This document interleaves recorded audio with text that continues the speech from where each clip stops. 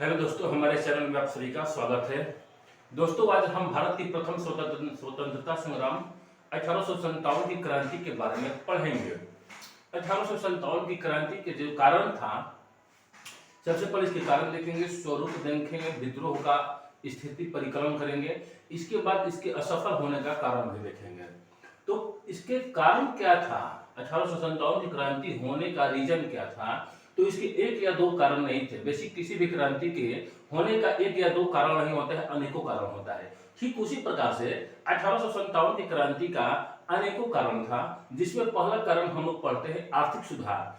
आर्थिक सुधार में अंग्रेजों ने क्या किया कि रैयतवाड़ी, महालवाड़ी और अस्थायी बंदोबस्त की व्यवस्था की। आप लोगों को पता होगा कि अस्थायी बंदोबस्त 1793 ईस्वी में लॉर्ड कॉर्नवालिस के द्वारा किया गया।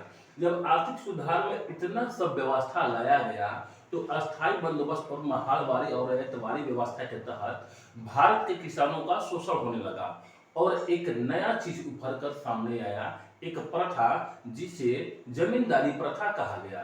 क्योंकि इसमें क्या करते थे कि जमींदारी कर वसूलते थे जमींदार। इससे क्या हुआ कि जब किसानों का आर्थिक शोषण होने लगा, तो देश का एक बड़ा सा क्षेत्रफल की कुछ जनसंख्या जो थे अंग्रेजों के खिलाफ होने लगे, जो कि किसान थे। दूसरा सुधार हुआ धार्मिक सुधार। धार्मिक सुधार में अंग्रेजों ने क्या किया कि भारत में 1813 के चार्टर एक्ट द्वारा क्या किए कि ईसाई पादरियों को भारत में आने की अनुमति दिया। इसके साथ ही उन्होंने कहा कि आप अपने धर्म का प्रचार यानी कि ईसाई धर्म का प्रचार प्रसार भारत में करिए और 10 लाख रुपए प्रति माह शिक्षा और स्वास्थ्य पर खर्च करिए। तो एक धार्मिक सुधार भी हमारे यहाँ रीजन था, क्योंकि हिंदू लोग कहते थे कि ये कौन धर्म का प्रचार कर रहा है जो खाली अंग्रेजी बोल रहे हैं, जो कि हिंदू यहाँ पर काफी मात्रा में थे, तो विद्रोह होने की संभावना बढ़ जाती है। तीसरा तकनीकी सुधार। तकनीकी सुधार में था प्रेस, डाक और रेल। होता क्या था कि समुद्र पार सैनिक बाहर नहीं जाना चाहते थे लड़ने के लिए, क्योंकि समुद्र पार करने में सैनिक भारत को मानते थे कि हम लोग अछूत हो जाएंगे।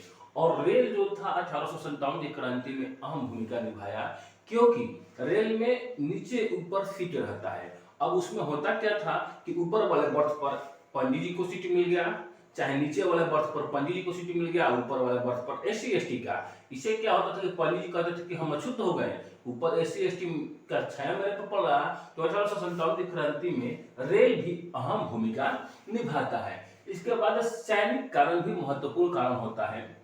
रीजन क्या होता है सैनिक कारण में कि पद, यहाँ पर तो थोड़ा मिस्टेक लिख दे रहे हैं, ये प्रशासनिक कारण में ध्यान देना है। ये हो जाएगा आपका,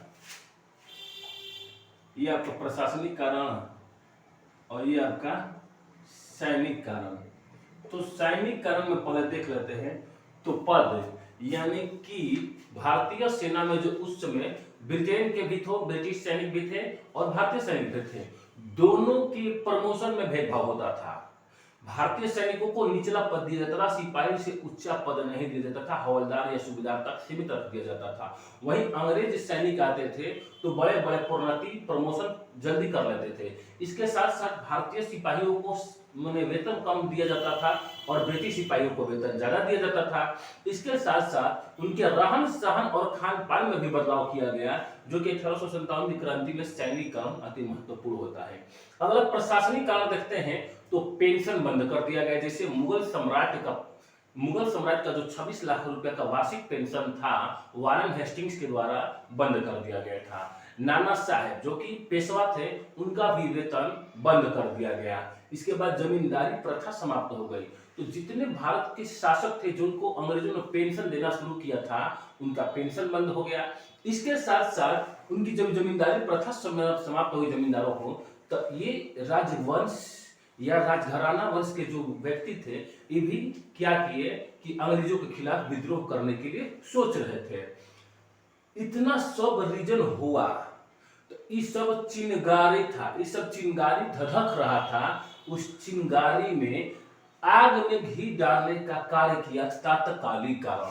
तात्कालिक कारण में क्या होता है कि दिसंबर 1856 ईस्वी की घटना होती है, जब अंग्रेज भारतीय सेना में पुरानी बंदूक ब्राउन बैश को हटाकर नई बंदूक एनफील्ड राइफल का प्रयोग करते हैं। इस नई एनफील्ड राइफल में जो कारतूस का प्रयोग होता था उस कारतूस में चिकनाहट बनाए रखने के लिए ताकि जंग न लगे, उसके लिए क्या किया गया था, ग्लिसरीन की जगह गाय और सुअर की चर्बी को लगाया गया था, जो कि सस्ता पड़ता था। इसी कारण जब उसमें चर्बी लगा दिया जाता था तो शुरुआत में जनवरी 1857 की घटना होती है, जब अफवाह फैल जाती है कि जो कारतूस हम भारतीय सैनिक खींच रहे हैं उसमें गाय और सुअर की चर्बी लगी हुई है।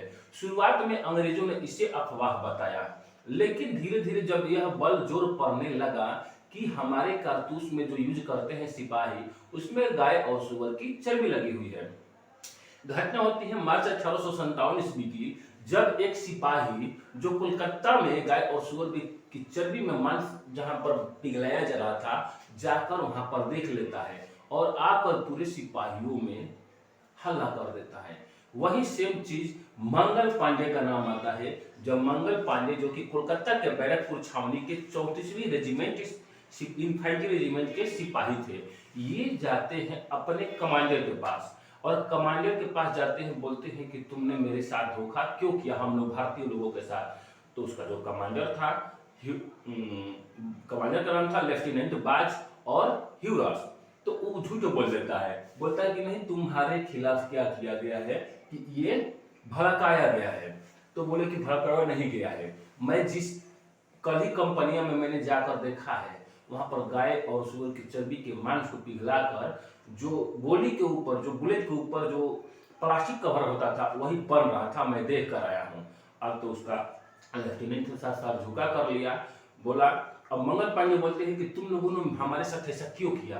अब हम लोग अछूत हो गए, क्योंकि गाय की चर्बी हिंदुओं के लिए घातक होती थी और सुअर की चर्बी मुस्लिमों के लिए। तो उन्होंने मंगल पांडे ने पूछा कि तुम लोगों ने मेरे साथ ऐसा धोखा क्यों किया। अब मैं अछूत हो गया, अब मेरे हाथों कोई पानी नहीं पिएगा, मेरे हाथ कोई खाना नहीं खाएगा, मेरे घर पर कोई नहीं आएगा, मुझे समाज से बाहर निकाल दिया जाएगा, मेरे से कोई कथा कहानी नहीं करवाएगा, मेरे हाथ तक कोई प्रसाद नहीं कहलवाएगा। इससे पूर्ण रूप से आक्रोशित हो चुके थे मंगल पांडे। उन्होंने उसी समय क्या किया, घटना उसी समय 29 मार्च 1857 ईस्वी को क्या किया जाता है कि 29 मार्च 1857 ईस्वी को मंगल पांडे अपने कमांडर लेफ्टिनेंट बाज एम ह्यूरस की हत्या कर देते हैं और हत्या करने के फलस्वरूप उन्हें गिरफ्तार कर लिया जाता है और 8 अप्रैल 1857 ईस्वी को उन्हें फांसी दे दिया जाता है। उनकी फांसी की घटना पूरे भारत के सैन्य छावनी में जंगल में आग की तरह फैल गया। सभी लोग जानना चाहते थे कि मंगल पांडे को फांसी क्यों दिया गया। तो मंगल पांडे को फांसी दिया गया, इन्होंने अपने लेफ्टिनेंट को हत्या किया। तो लेफ्टिनेंट की हत्या क्यों किया, तो लेफ्टिनेंट की हत्या इसलिए किया कि जो गाय और सुअर की चर्बी हम लोग यूज कर रहे थे हमारे कारतूस में, इन्होंने धोखावश हमारे साथ करवाया। तो यह जंगल में पूरी आग की तरफ फैल गया। तो तत्कालीन क्रम लिखा है कि दिसंबर 1856 में अंग्रेजों ने पुरानी बंदूक ब्राउन बैस की जगह पर नई एनफील्ड राइफल लगाया, जिसके कारतूस में गाय एवं सुअर की चर्बी का प्रयोग करता था।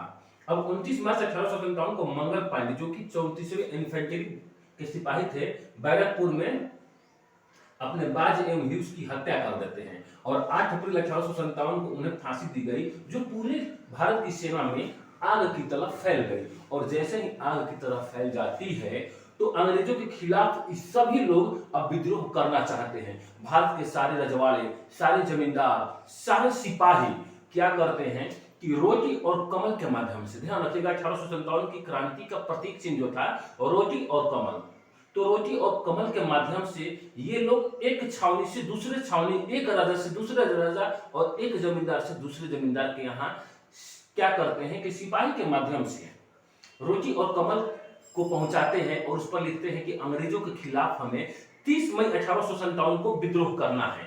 30 मई 1857 को विद्रोह करने का पूरा प्लान बना लिया गया और अंग्रेज क्या करते थे कि भारतीय लोगों को दारू पिलाने की लत लगा दिए थे। अब उसी में एक सिपाही दारू पी लिया और दारू के नशे में उसने क्या किया, शराब के नशे में सारा बयान बक दिया और बोला कि 30 मई 1857 को कोई भी अंग्रेज नहीं बचेगा, सब अंग्रेज समाप्त, भयंकर विद्रोह होगा। अब तो अंग्रेज को लगा कि क्या कह रहा है, और उसको पिलाओ और पिलाओ और दारू पिला के पूरा भेद ले लिया। तब तक अंग्रेज अलर्ट हो गए। 30 मई 1857 को डेट दिया गया था। इधर बीचे में वो लोग क्या किए, अंग्रेज लोग पुर्तगाल से सहायता मांगकर नौसेना को बुला लिए, आर्मी को बुला लिए, ब्रिटेन से और भारी मात्रा में सिपाही बुला लिया गया। और इसी दौरान क्या होता है, घटना के दौरान देखिएगा तो 10 मई 1857 को मेरठ की 20 इन्फेंट्री सेना ने 1857 की क्रांति की शुरुआत कर दी।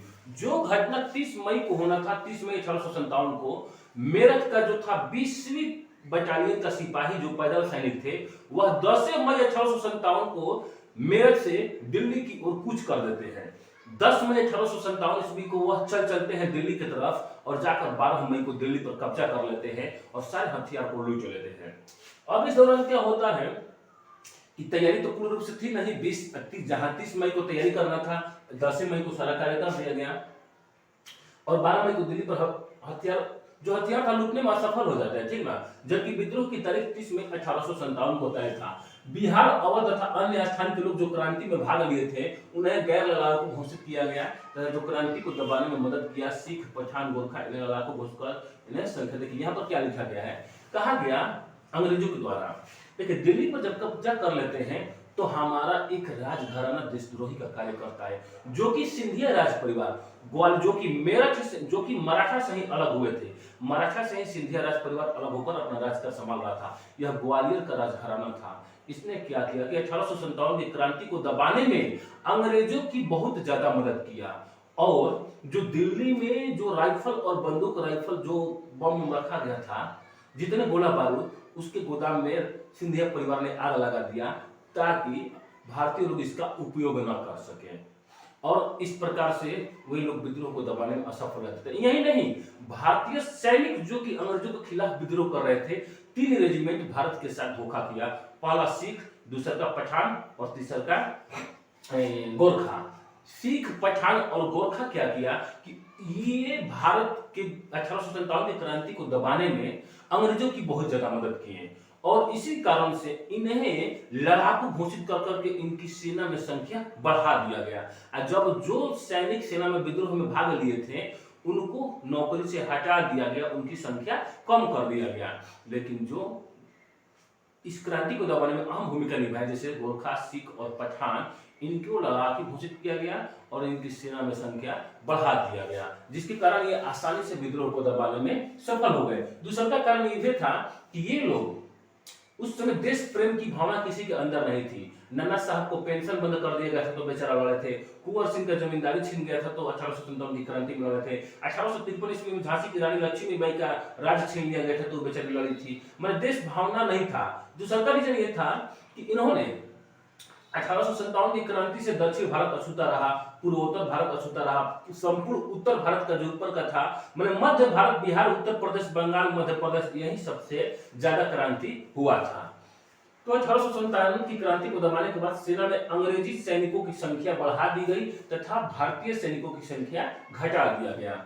लक्ष्मीबाई क्रांतिकारियों में अकेली मर्द थी, इस बात को ह्यूरज कहता है। लक्ष्मीबाई झांसी से इस प्रकार से बढ़िया से लड़ी थी कि क्रांतिकारियों में वह अकेली मर्द थी, इस बात को ह्यूरज ने कहा। ठीक, अब देखते हैं कि एक तरफ केंद्र दिया गया, एक तरफ केंद्र, एक तरफ नेतृत्व करता है और एक तरफ अंग्रेज और परिणाम, माने किस केंद्र से कौन व्यक्ति कहां से लड़ा था यहीं पर देखिए। तो दिल्ली से कौन लड़ा था तो बहादुर शाह जफर और वक्त था। जब 1857 की क्रांति हुई तो बहादुर शाह 80 वर्ष की अवस्था में पहुंच चुके थे, तो उनका सारा कमान संभाला था उनका सेनापति वक्त था और अंग्रेजी नेतृत्व करता जो था निकलसन जो कि मारा गया था तथा एक और नेतृत्व करता था हडेसन जो कि बच गया। कानपुर से नाना साहेब यानी कि बालाजी बाजीराव पेशवा, कानपुर से नाना साहब और तात्या टोपी लड़े, जबकि अंग्रेजों की तरफ से कैंपबेल लड़ा। लखनऊ से बेगम हजरत महल लड़ी, जबकि अंग्रेजों की तरफ से हेनरी लॉरेंस जो कि मारा गया और कैंपबेल लड़ा। झांसी से लक्ष्मीबाई लड़ी जो और इसके तरफ से ह्यूरस लड़ा अंग्रेजों की तरफ से। यह ह्यूरस बोला था कि अकेली मर्द थी। इलाहाबाद से लियाकत अली लड़ा तथा अंग्रेजों से कर्नल ली लड़ा। जगदीशपुर से बाबू कुंवर सिंह लड़े तथा अंग्रेजों की तरफ से हेनरी टेलर और विसेंट आयर। ध्यान रखिए, जगदीशपुर से कुंवर सिंह तो लड़ते हैं जगदीशपुर और आरा से, जबकि हेनरी टेलर और विसेंट आयर जो होते हैं यह लड़ते हैं अंग्रेजों की तरफ से। इसके बाद आता है कि पटना से पूछेगा तो पटना से कौन लड़ा तो पीर अली। ध्यान रखना है, पीर अली। पटना से 1857 की नेतृत्व किसने किया? तो पीर अली, जो कि एक पुस्तक विक्रेता था, क्रांतियों का बुक बेचता था, उसके दुकान को फंसवा दिया था अंग्रेजों ने। तो पटना से पीर अली, ध्यान रखना है।